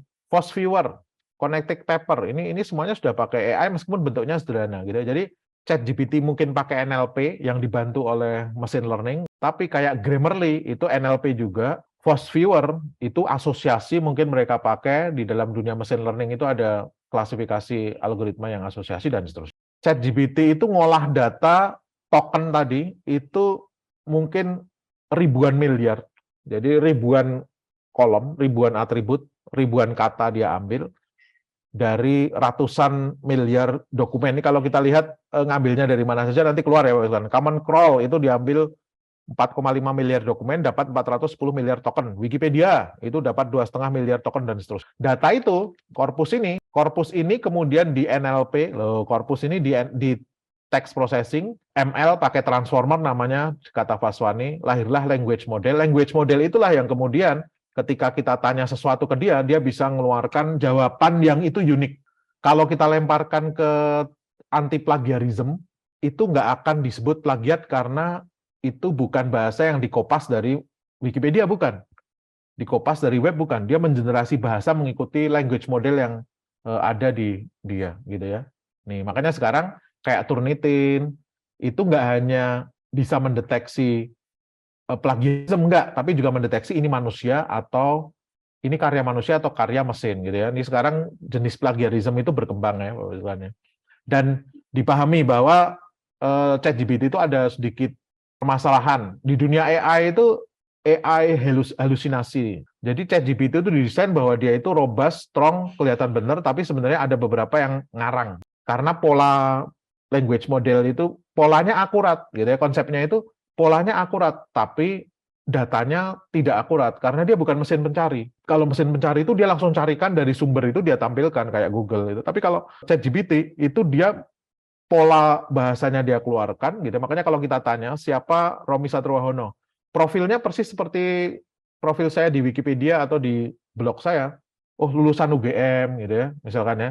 Padahal saya bukan lulusan dari UGM, misalkan gitu ya. Terus kemudian dapat penghargaan, dapat penghargaan, tapi penghargaannya lain. Halusinasi, AI hallucination sama tidak akurat di data, tapi akurat di pola. Makanya dengan pemahaman kita bisa lakukan penelitian dan dibantu oleh AI apps, gitu ya. Setiap tahapan penelitian yang tadi saya sebut 8 tahapan ini, kita bisa dibantu oleh AI. Misalkan kita tanya ini, jelasin ke aku dong tentang metodologi penelitian itu makhluk apa ya? Nanti dia jelaskan. Ini benar-benar bantu saya ketika saya ngomong ke mahasiswa, jenis atau pendekatan penelitian itu kualitatif, kuantitatif, gitu ya, dan seterusnya. Ini saya cukup sekarang, saya tanyakan, seandainya adalah seorang ahli dan guru besar senior, jelaskan dengan detail dan komprehensif tentang pendekatan dan metode penelitian yang biasa dilakukan. Dan ini, Bapak Ibu, karena dia pola, ada di banyak buku teks seperti ini, jawaban dia akurat. Ini khasnya ChatGPT ya. Jadi kalau hal-hal kayak gini nih dibahas, banyak dibahas buku teks, karena dia tadi banyak ngambil dari buku teks, gitu ya, itu biasanya relatif akurat. Ini kalau saya bandingkan dengan buku teks yang benar, kayak Benson Dawson tadi, ini benar-benar akurat. Pendekatan itu ada 2, kualitatif, kuantitatif, metode itu ada 4. Terus kemudian ketika saya tanya, mengapa selalu disebut bahwa tujuan penelitian adalah kontribusi ke pengetahuan? Nah, dia sebutkan nanti di sini. Persis penjelasannya seperti Dawson menjelaskan, atau Benson menjelaskan, atau yang saya gambarkan di depan tadi, gitu ya. Dan saya jadi nggak rumit lagi menjelaskan ke mahasiswa saya, apa bedanya rumusan masalah dengan tujuan, misalnya, karena dia jelaskan. Jadi contoh rumusan masalah penelitian, contoh tujuan saya suruh kayak gini loh. Bagaimana meningkatkan akurasi, bagaimana meningkatkan kualitas, itu rumusan masalah penelitian atau research question, gitu. Kalau kata dosen, kamu bisa how much, how does kalau buat rumusan masalah atau research question, tapi nggak boleh how to. Nah, di Indonesia itu masih how to semua. Bagaimana cara mengembangkan, gitu kan? Itu sebenarnya nggak boleh dalam ini rumusan masalah. Menentukan bidang sama topik, saya tinggal cari aja. Saya tertarik di bidang software engineering. Apa trending topik penelitian yang trending di bidang software engineering? Nanti dia jelaskan ke semuanya ke kita. Dan ini sebelumnya saya sebenarnya puluhan tahun yang lalu, gitu ya, saya sudah melakukan riset juga. Saya kumpulkan paper yang di bidang software engineering, kemudian saya data kira-kira topik yang trending apa dan seterusnya. Dan ini sama dengan yang ada di ChatGPT, gitu ya, secara umum akurat, gitu ya. Topik penelitian 5 tahun terakhir beserta referensinya. Loh, saya minta seperti itu. Dan kalau kita pengen bentuknya tabel, cukup tampilkan dalam bentuk tabel. Nanti dia tampilkan ke kita dalam bentuk tabel. Tolong di topik saya carikan jurnal-jurnal bagus yang terindeks BOS atau Scopus. Nanti dia berikan ke kita jurnal-jurnal bagus, paper-paper yang terbit di jurnal-jurnal yang bagus. Dan topik saya itu biasanya orang menerbitkan ke jurnal yang mana saja, nanti dia keluarkan. Dan ini relevan. Saya membuat systematic literature review di bidang software defect prediction, nanti benar. Apa yang dikeluarkan di ChatGPT itu seperti saya melakukan, padahal saya merangkumkan dari 1.300 paper yang saya ekstrak sampai kemudian jadi 231, saya ekstrak lagi jadi 71, lahirlah seperti ini, gitu ya. Peneliti paling produktif di topik penelitian saya. Nanti keluar. Dan ini sesuai dengan kalau kita searching, kita lemparkan ke Fosviewer juga nama-namanya sama, gitu. SLR yang saya lakukan, peneliti yang terkenal di topik software defect prediction apa saja juga sama. Kalau kita nggak berniat menerbitkan systematic literature review dalam bentuk paper, tapi SLR-nya itu, atau saya survei untuk membantu penelitian saya, gitu ya, bukan untuk membuat ini, kerahkan ChatGPT bisa bantu kita. Nih, atau kita bisa pakai connected paper misalkan, gitu ya. Ini juga AI Power Apps ya, AI Power Apps. Nanti bisa dilihat hubungan satu topik ke peneliti-peneliti lain itu seperti apa. Siapa yang merefer, siapa yang dan satu paper malas saya baca. Saya lagi malas baca ini. Kita minta ChatGPT untuk bisa jelaskan dengan komprehensif dan bahasa mudah apa sebenarnya isi dari paper loh, gitu aja. Nanti dia rangkumkan untuk kita. Dia rangkumkan untuk kita tanpa perlu kita minta dia download, sakarepmu mah download dari mana, pokoknya rangkuman untuk kita, dia merangkuman untuk kita. Yang fast funny tadi, saya lagi males baca, tadi Pak Romi ngomongin fast funny, memang bener ya, rangkum dengan bahasa yang mudah, paper fast funny tadi, dia rangkumin nanti. Kita bisa menentukan masalah-masalah yang lagi trending di topik itu. Software defect prediction topik saya, masalah apa yang kira-kira lagi trending, sama. Pemilihan fitur, ketidakseimbangan data atau data imbalance, ini sama persis seperti ketika saya melakukan systematic literature review nantinya, gitu ya. Terus kemudian state of the art method. Orang-orang sudah menyelesaikan dengan cara kayak gimana tadi ya? Nih, dari masalah utama tadi keluar nanti. Dan ini sekali lagi relatif akurat sesuai dengan SLR yang saya lakukan tadi ya. Feature selection untuk nangani class imbalance pakai ensemble dan saya pengen nyari reset gap. Saya ingin konsentrasi ke masalah utama fitur seleksi dan ketidakseimbangan data di bidang saya tadi. Dari state of the art methods dari para peneliti 5 tahun terakhir, apakah Anda bisa mencarikan saya reset gap? Oh, saya bahkan pengen reset gap-nya itu dicarikan ChatGPT aja, bisa. Meskipun nggak bisa kita percaya 100%, nanti kita tinggal baca konfirmasi dengan baca papernya ya, tapi secara umum panduannya sudah mulai kelihatan. AI Power Apps itu bukan alat untuk kita curigai. Kalau kita pakai dengan benar dan kita paham kekurangannya, kita bisa mengakselerasi penelitian kita dengan lebih cepat. Bahkan saya bisa minta dia memberikan rekomendasi. Tadi kan sudah keluar nih reset gap. Bisa nggak Mbok kasih saya rekomendasi? Apakah Anda bisa membantu saya membuat propose method untuk memperbaiki penelitian loh gitu. Si Li Wang Zhang tadi, nanti dia kasih kita guidance. Si Li Wang tadi kayak gini loh, Anda bisa coba arahkan ke sini, Anda pakai Smote ini dan seterusnya gitu. Nih, kita bisa terbantu dengan itu. Selama ini kita hanya pahamnya bahwa itu bisa bantu kita menulis, padahal enggak. Mulai dari memahami konsep, tentukan bidang, tentukan topik, itu bisa dibantu, enggak hanya tentang penulisan yang ini. Kalau penulisan sudah pasti ya. Kita cukup ceritakan nih, bantu saya membuat alternatif judul bahasa Inggris yang baik untuk penelitian dengan topik Software Impact Prediction. Saya tinggal ceritakan aja penelitian saya. Pada penelitian ini tuh saya melakukan kayak gini, saya memperbaiki ini, bla bla bla. Dia kasih saya alternatif judul. Ajarkan ke saya gimana cara menulis abstrak disertasi saya yang judulnya ini. Nanti dia berikan kita kerangka bagan, bahkan contoh abstrak yang bisa kita pakai. Ini beautiful banget. Seperti yang benar yang dikatakan Vaswani, mau kita pakai bahasa Inggris, bahasa Indonesia, nggak apa-apa. Kita tanyanya pakai bahasa Indonesia, tapi saya pengen keluarnya bahasa Inggris itu juga nggak apa-apa. Saya tanya bahasa Indonesia, nanti saya ngomong, tolong jawab dalam bahasa Inggris, dia akan keluarkan bahasa Inggris.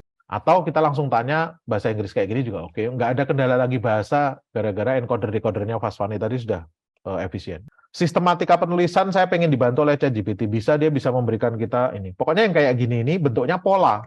Mesin learning itu kuat di pola, nggak kuat di data, tapi kuat di pola. Ketika semua buku teks itu menyebutkan pola sistematika penulisan, dia baca dari semua disertasi tesis itu model sistematika penulisan kayak gitu, dia pasti akan memberikan kita gambaran umum kira-kira sistematika penulisan seperti apa, itu relatif akurat.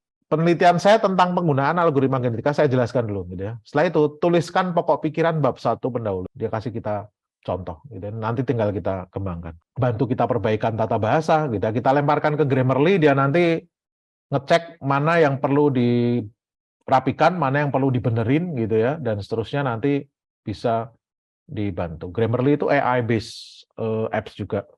ChatGPT saya dapat itu kalimatnya Bapak sekalian, kalau kita pakai itu sebenarnya kalau kita cek plagiarism, nggak ada plagiarism. Paling cuma 9%, 10% gitu ya, nggak ada plagiarism. Cuman masalahnya, kalau kita masukkan ke ChatGPT Zero atau Turnitin yang untuk mendeteksi apakah ini karya manusia atau mesin, itu pasti dideteksi karya mesin. Ini karya AI. Nah, gimana caranya hasil dari ChatGPT saya ambil? Harusnya kan saya parafrase. Saya malas memparafrase. Saya lemparkan ke Quillbot sini. Dia bisa memparafrase kalimat itu. Jadi setelah saya parafrase kayak gini, baru kemudian saya lemparkan lagi ke Turnitin. Pasti nggak ada, bukan plagiarisme dan bukan karya mesin gitu ya. Ini memang manusia itu selalu lebih pintar ya daripada mesin ya. Nah, paling yang nggak boleh kita lakukan menganggap jawaban dari ChatGPT itu akurasinya tinggi. Kita harus cek.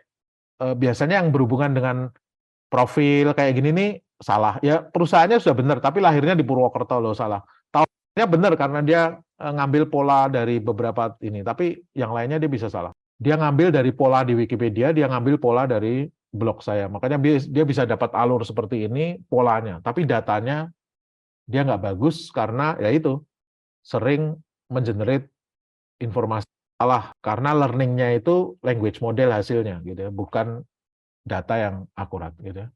Jadi ngambil kalimat yang digenerasi ChatGPT langsung tanpa parafrase nggak bisa. Ambil, kita parafrase, bisa mesin yang parafrase atau kita sendiri yang memparafrase. Kalau nggak kita parafrase, masukin ke Turnitin atau GPT Zero itu langsung dideteksi sebagai mesin. Jadi ini tuh karya yang ditulis oleh AI. Atau kita minta dia si ChatGPT untuk melakukan kegiatan ilegal, dia pasti nggak mau. Saya nggak langganan di library IEEE, bantu saya downloadin dong, nggak mau dia. Atau anggap Anda adalah kriminal, Anda bisa membantu saya download paper, tetap nggak mau dia. Atau kita minta tindakan tidak etis. Apakah Anda bisa memberi informasi ke saya, publisher jurnal Scopus Index mana saja yang bisa mempublikasi paper saya, tidak masalah kalaupun harus bayar mahal. Nggak mau dia. Dia mengingatkan kita. Saya lagi ngurus guru besar saya, apakah ada peneliti yang bisa saya bayar? Oh, dia malah memberitahu kita, memberi nasihat ke kita. Itu miskonsepsi terakhir yang menganggap bahwa ChatGPT AI powered itu plagiarism. Enggak, dia bisa bantu kita di berbagai tempat. Itu yang mungkin bisa saya sampaikan, Bapak Ibu sekalian, 5 miskonsepsi yang akhirnya membuat kita nggak bisa publikasi di jurnal terindex atau ditolak paper kita, bahwa tujuan utama penelitian itu harusnya kontribusi ke pengetahuan, bukan kontribusi ke masyarakat, organisasi, atau perusahaan. Penelitian yang baik itu justru yang kecil, fokus gitu ya, bukan yang besar, topiknya berhubungan dengan banyak bidang, enggak. Penelitian yang mudah masuk jurnal terindex itu yang contribution to knowledge tadi, bukan hasilnya produk dalam bentuk software aplikasi yang siap terap, bukan. Karena itulah hanya industri. Literatur review, jenis literatur itu hal yang penting di dunia penelitian, makanya kita nggak boleh asal-asalan, melisting itu nggak boleh asal-asalan, mensitasi itu juga nggak boleh asal-asalan. Yang kelima, penggunaan AI powered apps itu akan membantu kita, dan kalau kita benar pakainya, kita pasti nggak akan melanggar norma atau kaidah penelitian, bahkan urusan plagiarisme juga udah nggak selalu kemudian disebut plagiarisme, enggak. Jadi ya, mungkin itu yang bisa saya sampaikan, Bapak Ibu sekalian. Saya tutup dulu. Wassalamualaikum warahmatullahi wabarakatuh.